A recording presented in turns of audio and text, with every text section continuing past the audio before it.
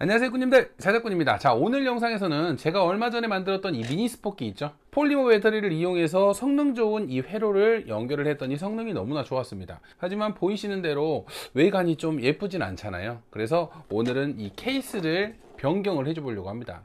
이번에 알리에서 행사 때 구입한 한 3,000원짜리 미니 카고 박스인데, 이 카고 박스에 넣으면 더 훨씬 더 예쁠 것 같기도 하고, 또 추가로 이쪽으로 옮기면서 지금 여기에 보면 스포폰 길이가 상당히 깁니다. 미니 스포키 치고 여유줄이 많기 때문에 이 줄도 대략적으로 한 10에서 15cm를 잘라서 줄여줄 거고요. 그리고 여기에 전선으로 연결되는 링 단자 자체도 기존에 그냥 압착기를 이용해서만 압착을 했었거든요. 근데 이거를 납을 녹여서 내부에 납을 넣은 다음에 우리가 스포폰 연결하는 것처럼 납을 녹인 다음에 압착을 시켜 가지고 최대한 접점이 좋도록 한번 바꿔줘 보려고 합니다. 그래서 전선도 줄이고 단자도 좀 바꿔주고, 이런 식으로 했을 때 성능이 또 더 좋아지는지, 아무래도 또 케이스가 예쁘다 보면 사용 활용도가 더 커지다 보니까 기존에 이 하이박스에 있던 거를 이쪽 카고 박스로 옮기면서 좀 바꿔주면서 성능이 어떻게 변하는지도 한번 보여드려 보려고 합니다. 그래서 제가 얼마 전에 직결 단자와 크레터스 단자를 간단하게 비교를 했었잖아요. 근데 여기에 전선이 또 짧아지면 또 단자까지 추가로 작업을 해주면 거기서 성능이 더 좋아질 수도 있을 것 같아서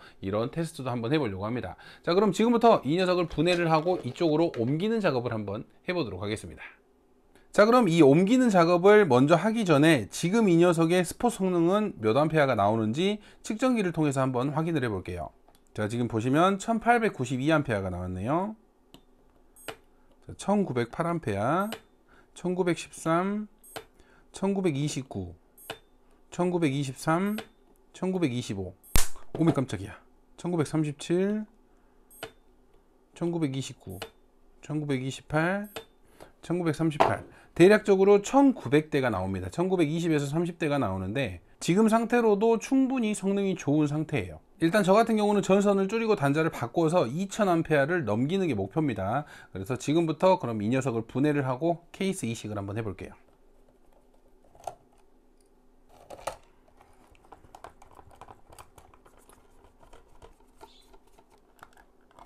자, 이렇게 회로를 일단 분리를 했고요. 이쪽에 들어가는 용접봉 하나, 그리고 배터리 쪽으로 들어가는 연결선 하나, 이 연결선을 먼저 연결을 해줄 건데, 기존에 이렇게 압착 단자로만 제가 진행을 했는데, 자, 단자도 좀 큰 녀석으로 준비를 했고요. 이 안쪽을 납으로 채워서 한번, 납으로 어떻게 채우지 근데?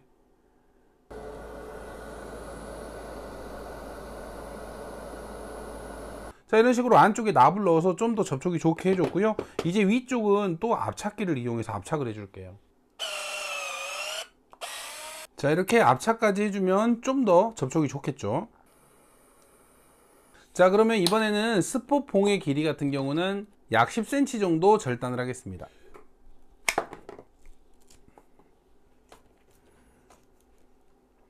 이번에는 이 회로가 들어갈 부분, 액정 부분만 가공을 할 거거든요. 저 같은 경우는 이 회로를 안쪽으로 넣어서 이 바깥쪽으로는 튀어나오지 않게 할 거예요. 그래서 이렇게 액정 네모 부분만 파주고 여기에 있는 컨트롤 다이얼만 구멍을 내주도록 하겠습니다. 사이즈를 잘 맞춰야 되겠죠.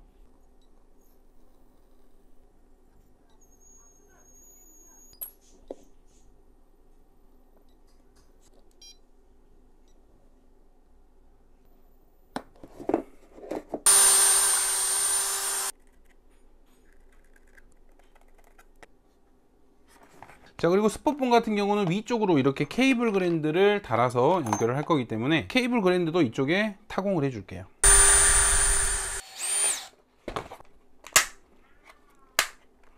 이렇게 스포폰 라인으로 이렇게 빼 줄게요.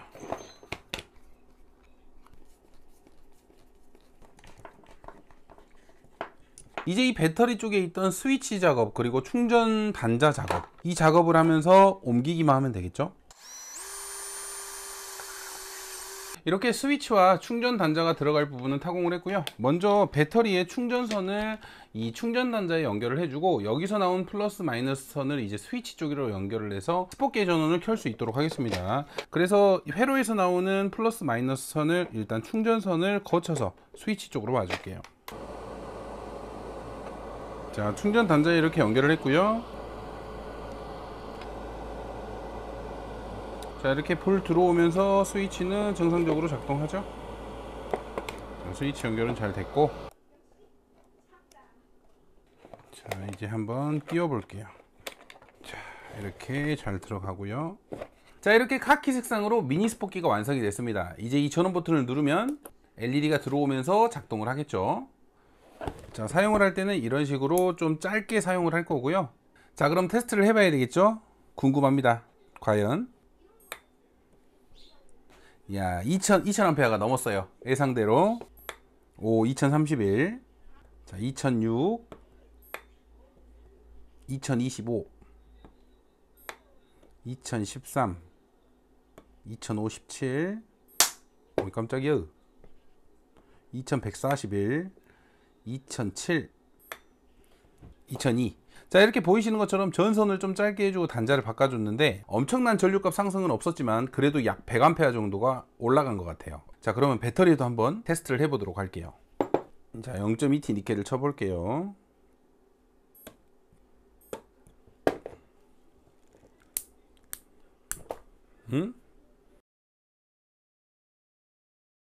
자, 이렇게 미니 스포키를 케이스도 변경을 해주고 또 단자도 보강을 해주고 전선도 짧게 해서 최대한 출력을 끌어올리는 작업을 해봤는데 실제로 이 측정기로는 전류값은 100A 이상 상승을 했습니다. 하지만 배터리에 직접 스폿을 쳐봤을 때는 오히려 성능이 떨어졌어요. 제 생각이지만 내부에 모스펫이 고장이 난 것 같고요.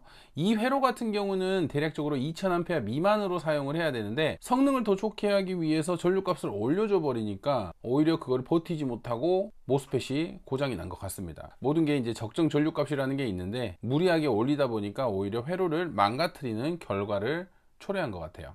자, 그러면 일단은 이 회로 같은 경우는 전문가가 또 수리를 해주신다고 했거든요. 그래서 어떤 부분이 문제가 생겼는지를 확인을 해주신다고 했으니까 다음 영상에서는 그 수리된 부분을 좀 확인을 하고 이 케이스 같은 경우는 그대로 사용을 하면서 내부의 전선을 좀 얇게 해준다거나 전류값을 좀 낮출 수 있는 방안을 모색을 해서 이 제품이 낼 수 있는 최고의 조건으로 이 미니 스포키를 다시 한번 만들어 보도록 하겠습니다.